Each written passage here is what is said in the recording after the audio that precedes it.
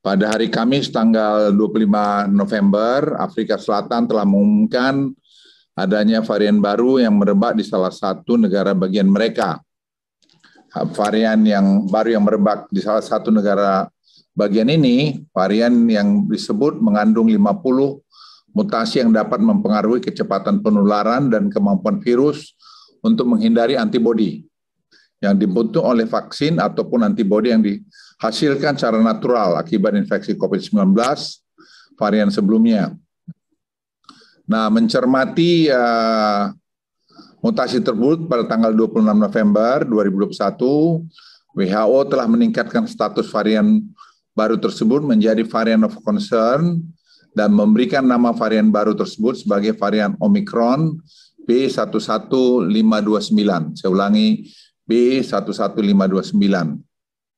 Sampai dengan hari ini, ada 13 negara sudah mengumumkan bahwa mereka sudah mendeteksi confirmed dan probable cases varian Omicron ini di negara mereka, dimulai dari Afrika Selatan dan Botswana. Varian Omicron ini sudah ditemukan diantaranya di Jerman, Belgia, Inggris, Israel, Australia, dan Hong Kong. Melihat distribusi negara-negara tersebut, kita tidak bisa mengesampingkan kemungkinan bahwa varian Omicron ini sudah menyebar ke lebih banyak negara lagi. Nah, untuk menyikapi perkembangan tersebut, pada hari ini pemerintah mengumumkan kebijakan sebagai berikut. Pertama, pelarangan masuk untuk WNA yang memiliki riwayat perjalanan selama 14 hari terakhir ke negara-negara berikut: Afrika Selatan, Botswana, Namibia, Zimbabwe, Lesotho, Mozambik, Eswatini, Malawi, Angola, Zambia, dan Hong Kong. Kebijakan ini akan segera diberlakukan dalam waktu 1 kali 24 jam. Untuk WNI yang pulang ke Indonesia dan memiliki riwayat perjalanan dari negara-negara pada poin A, di atas akan dikarantina selama 14 hari. Pemerintah juga akan meningkatkan waktu karantina bagi WNA dan WNI yang dari luar negeri, di luar negara-negara yang masuk daftar pada poin A menjadi 7 hari dari sebelumnya 3 hari. Saya ulangi, pemerintah juga akan meningkatkan waktu karantina bagi WNA dan WNI yang dari luar negeri, di luar negara-negara yang masuk pada daftar poin A menjadi 7 hari dari sebelumnya 3 hari. Kebijakan karantina pada poin B dan C di atas akan diberlakukan mulai 29 November 2021 pukul 00.01. List dari negara-negara tersebut bisa bertambah atau berkurang berdasarkan evaluasi secara berkala yang dilakukan oleh pemerintah. Kementerian Kesehatan juga akan meningkatkan tindakan genomic sequencing, terutama dari kasus-kasus positif yang dari riwayat perjalanan ke luar negeri untuk mendeteksi varian Omicron ini.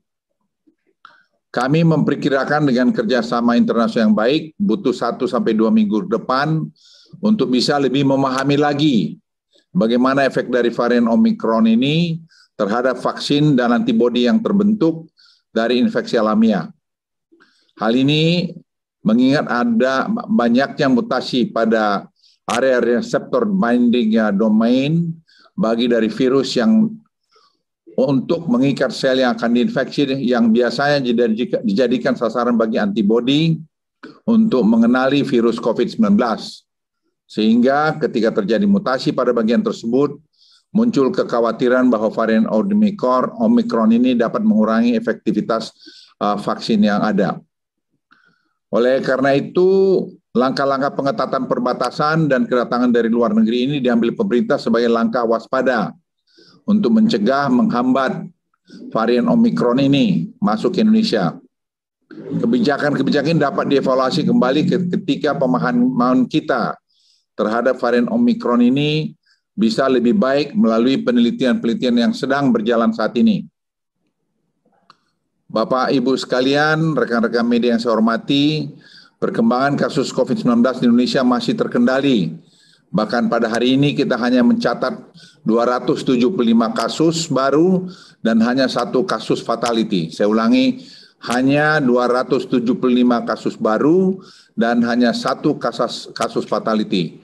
Ini satu hal yang luar biasa yang terjadi pada hari ini. Dari sekian bulan kita mengalami serangan yang hebat dari Delta varian. Tentunya hal ini adalah sesuatu yang harus kita syukuri dan harus kita pertahankan. Meskipun kita harus tetap waspada dengan peningkatan kasus COVID-19 di banyak negara. Munculnya varian Omikron ini dan ancaman peningkatan kasus akibat Nataru. Selain pengetatan kedatangan dari luar negeri, pemerintah akan terus mendorong disiplin protokol kesehatan dan penggunaan peduli lindungi terhadap berbagai relaksasi aktivitas masyarakat yang sudah dibuka oleh pemerintah. Disiplin protokol kesehatan yang akhir-akhir ini mengalami penurunan dibandingkan bulan-bulan sebelumnya. Kami mohon sekali lagi supaya kita semua saling mengingatkan bahwa pemakaian masker, pencucian tangan, jaga jarak, dan juga tadi vaksinasi itu betul-betul harus kita patuhi. Selain disiplin protokol kesehatan, pemerintah juga terus mendorong percepatan vaksinasi. Nah, terutama untuk lansia, mengingat mereka adalah salah satu kelompok yang paling rentan terhadap dampak COVID-19.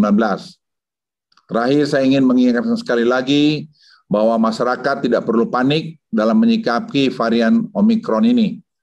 Pemerintah telah mengambil langkah-langkah pengetatan kedatangan dari luar negeri dan akan meningkatkan aktivitas genome sequencing untuk mendeteksi varian Omikron ini. Selain itu, peningkatan protokol kesehatan dan kepatuhan terhadap penggunaan peduli lindungi juga harus terus ditingkatkan. Dan upaya ini membutuhkan kerjasama yang erat dari masyarakat.